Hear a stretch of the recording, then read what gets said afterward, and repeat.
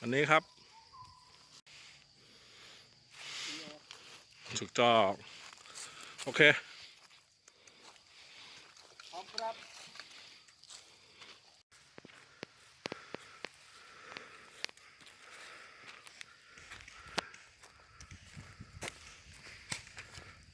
สไนด์ครับทำขนาดแล้วเนี่ยทำให้เขายิงเล่นไหนเป็นไงกันเนี่ย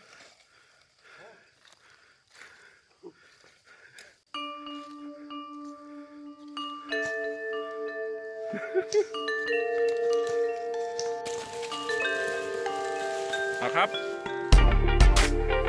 วันอาทิตย์ที่1 มีนาครับทายลูกโป่งเดิมเป็นสุดท้ายแล้วครับวันนี้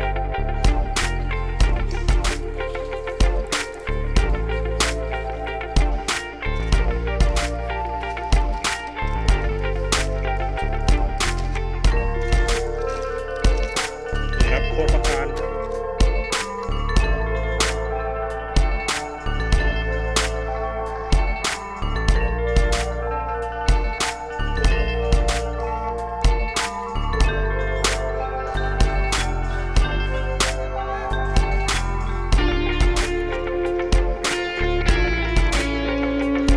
โดนกรรมการเอาตัวโดนแล้วเหี้ย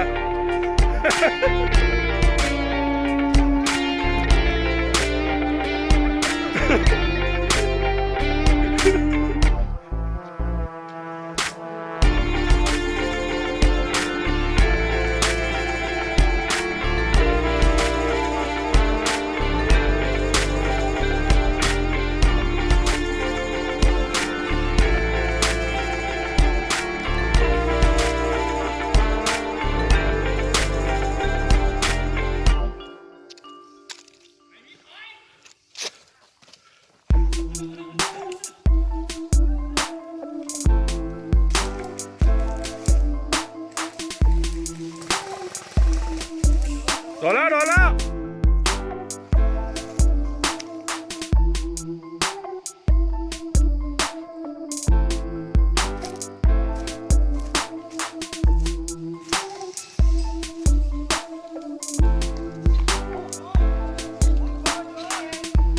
โดนแล้วโดนแล้ว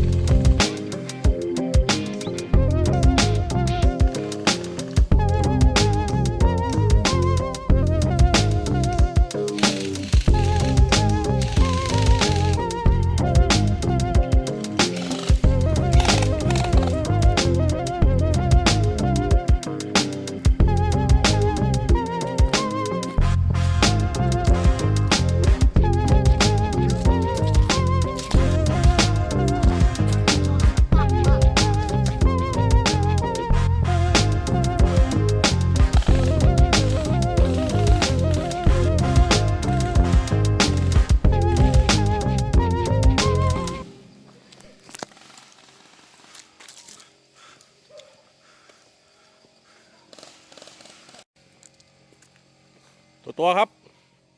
M4 กับสไนด์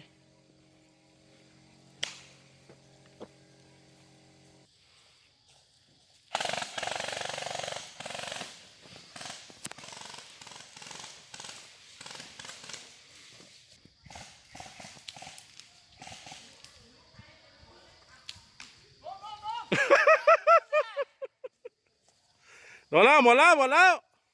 อยู่ตรงนู้นเลยแล้วก็ยิงนี่อ่ะ เรียบร้อยครับวันนี้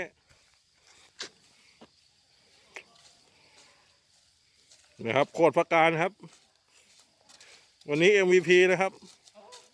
ยังไงยังไหวหรือเปล่าว้า 3 2 1เอาละครับแมตช์ปืนสั้นครับ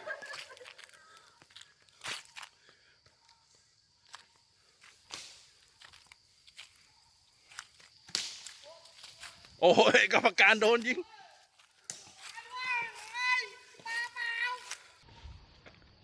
โอ้โอ้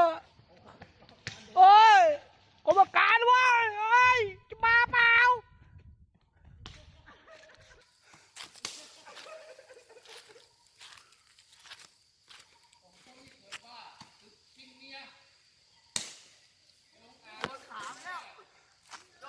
มึงยิงให้หมดแม็กดิเอาเหอะเอาเหอะเอาเหอะ